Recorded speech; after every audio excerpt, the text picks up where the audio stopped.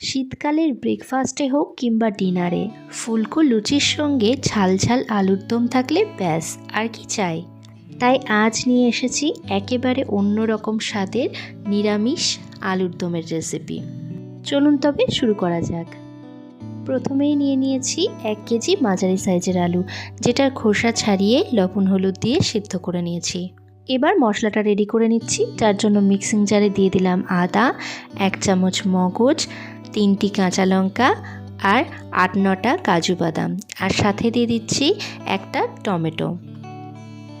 সামান্য একটু জল দিয়ে এরকম একটা পেস্ট বানিয়ে নিয়েছি। এরপর কড়াইয়ে তেল দিয়ে তেলটা গরম হলে দিয়ে দিচ্ছি 1 চামচ ঘি, আর সাথে ফোড়নে দিচ্ছি 1 চামচ গোটা জিরে, একটা এলাচ, অল্প একটু দারচিনি, একটা শুকনো লঙ্কা আর একটা তেজপাতা। ফোড়নটা নাড়াচাড়া করে ভেজে নেব। ফোড়নটা হয়ে এলে দিয়ে দিচ্ছি 1/2 চামচ কাশ্মীরি লঙ্কার গুঁড়ো, আর দিচ্ছি 1/2 চামচ হলুদের গুঁড়ো। দুটোই খুব ভালোভাবে নাড়াচাড়া করে নিয়ে এবার দিয়ে দেব 1 চামচ চিনি। এরপর আলুগুলো দিয়ে দিচ্ছি।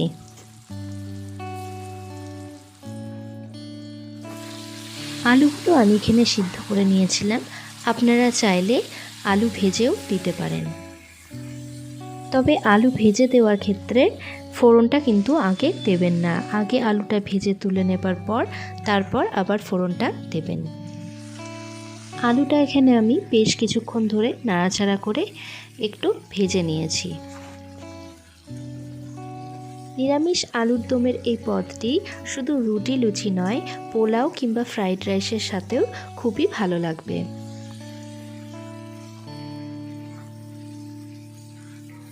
3-4 মিনিট এইভাবে নাড়াচাড়া করে ভেজে নেবার পর এবার মশলাটা দিয়ে দিচ্ছি, আর সাথে দিয়ে দিচ্ছি অল্প একটু জল। আমার রেসিপিগুলি যদি আপনাদের ভালো লেগে থাকে তো চ্যানেলটিকে অবশ্যই সাবস্ক্রাইব করবেন, আর পাশে থাকা বেল আইকনটি প্রেস করবেন, যাতে নতুন ভিডিও দেওয়ার সাথে সাথেই আপনাদের কাছে খুব সহজে পৌঁছে যায়। কিছুক্ষণ নাড়াচাড়া করে নিয়ে এবার দিয়ে দিচ্ছি লবণ। লবণটা আমি এখানে 2 চামচ ব্যবহার করেছি, আপনারা আপনাদের স্বাদ অনুযায়ী ব্যবহার করবেন। এবার গ্যাসের ফ্লেমটা মিডিয়াম টু লোয়ে রেখে বেশ কিছুক্ষণ মশলাটা কষিয়ে নিচ্ছি।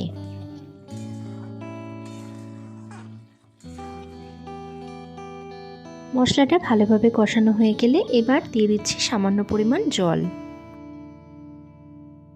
জলটা কিন্তু আমি উষ্ণ গরম জল ব্যবহার করেছি, আর খুব অল্প পরিমাণে ব্যবহার করছি, যেহেতু এটা একটু মাখো মাখো হবে, তাই খুব বেশি জল এখানে কিন্তু দেব না।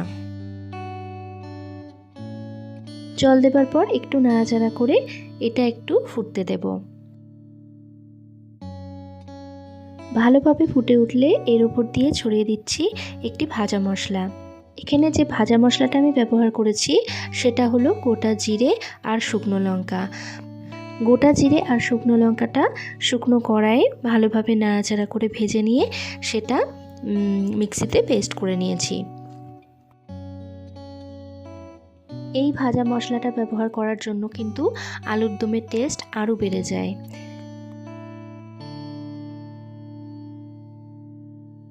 এবার মশলাটা খুব ভালোভাবে মিশিয়ে দিচ্ছি। ব্যাস, এবার একটু ফুটিয়ে নামিয়ে নিলেই রেডি নিরামিষ আলুর দম।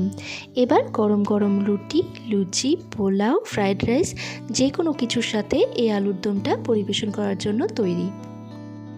আমার আজকের এই রেসিপিটি আপনাদের কেমন লাগলো কমেন্টে জানাবেন।